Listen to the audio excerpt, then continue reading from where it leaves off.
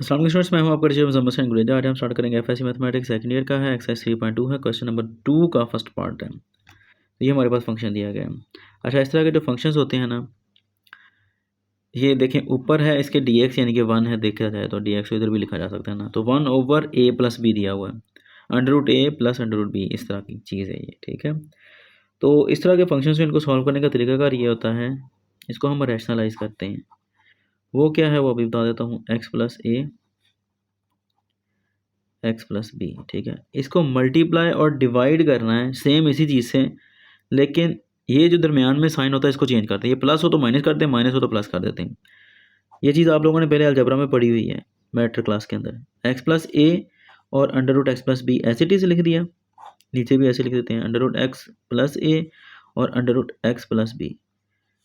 जो साइन यहाँ पर है ना प्लस है तो यहाँ पे माइनस लिख देना, अगर यहाँ पे माइनस हो तो हमने प्लस लिख देना है, ठीक है। ये dx है, हम इसको यहाँ पर साइड पे भी लिख सकते हैं, जो कि नेक्स्ट स्टेप में करते हैं। अब इनको आपस में मल्टीप्लाई करना है। ये पता है आपको यहाँ पर 1 है, तो ये जब इसके साथ मल्टीप्लाई होगा तो पूरे का पूरा 1 को तो कोई 1 के साथ मल्टीप्लाई जो भी चीज़ है उसको कोई फ़र्क नहीं पड़ता, वो वैसे की वैसे ही रहती है। तो ये x + a minus √x + b, तो ऐसे का ऐसे ही रहेगा जब मल्टीप्लाई होगा ना इसके साथ। तो ये dx हमने बाय लिख देना। अभी इन दोनों को मल्टीप्लाई करते हैं तो क्या आता है, ये देखो a + b और a - b, यानी कि सेम है ना, ये भी और ये भी सेम है, तो इसको हम a कह लेते हैं। ये और ये दोनों सेम है तो इसको b कह लेते हैं। ये प्लस और माइनस, इसका फार्मूला क्या है यहाँ पे लिख देता हूँ, a + b × a - b। इसका फार्मूला आपने छोटी क्लास में पढ़ा, वो क्या होता है, a² - b², ठीक है। मल्टीप्लाई कर लोगे तो यही आएगा, a का स्क्वायर फिर उसके बाद b का स्क्वायर, फिर पहले इसको इससे मल्टीप्लाई करो और इसको इससे मल्टीप्लाई करो, तो ab - b आता है, जो कि आपस में कैंसिल होते हैं, तो ये आता है आंसर। इसको डायरेक्ट फार्मूला याद रख लो कि अगर इस तरह दो चीज़ें हैं तो ये बराबर क्या होगा, अलग अलग स्क्वायर के, ठीक है, दरमियान में माइनस साइन। तो यहाँ पर हमने क्या करना है, सेम यही चीज़ कि इसका स्क्वायर a² - b² है ना, तो a से मुराद है पहली टर्म, तो x + a का अंडर रूट पहली टर्म हो गया, उसका स्क्वायर, माइनस इसको इससे मल्टीप्लाई करोगे तो क्या आएगा, √x + b का स्क्वायर। और ये वाला जो dx था मैं यहाँ पर लिख लेता हूँ, ठीक है जी। अब ये देखो स्क्वायर अंडर रूट से कट गया, स्क्वायर अंडर रूट से कट गया, पीछे क्या बचा, √x + a minus √x + b। अब ये स्क्वायर अंडर रूट से कट गया तो पीछे क्या बचा, x + a, ये वाला माइनस साइन, उसके बाद फिर ये क्या है, x + b × dx, ये वाला, ठीक है जी। ब्रैकेट लगानी है लगा दो, नहीं लगानी तो आपकी मर्जी है। x + a minus √x + b whole divide by x + a। अब ये देखो ये माइनस है ना, जब ये ब्रैकेट ओपन करते हैं तो अंदर मल्टीप्लाई हो जाता है, तो माइनस x आएगा, तो ये प्लस माइनस माइनस, और ये क्या आ जाएगा b तो dx। अब ये देखो माइनस x और प्लस x आपस में कट गए, तो पीछे क्या बचता है, √x + a minus √x + b whole divide by a - b, ये दो चीज़ें बची ना।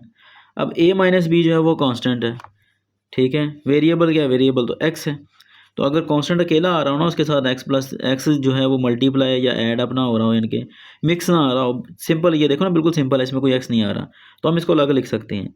अब ये कहाँ पे है, नीचे है ना, तो हम इसको लिखेंगे नीचे ही। तो ऊपर क्या लिखें, ऊपर भी तो कुछ लिखना ही पड़ेगा ना, ऐसे तो नहीं ना चीज़ चलेगी, तो ऊपर 1 लिख देते हैं हम, ठीक है। 1 कौन सा है, 1 यहाँ से आता है बेसिकली, हम उसको ये कहते हैं, ठीक है, कि यहाँ से 1 था, हम यहाँ पे लिख लेते हैं।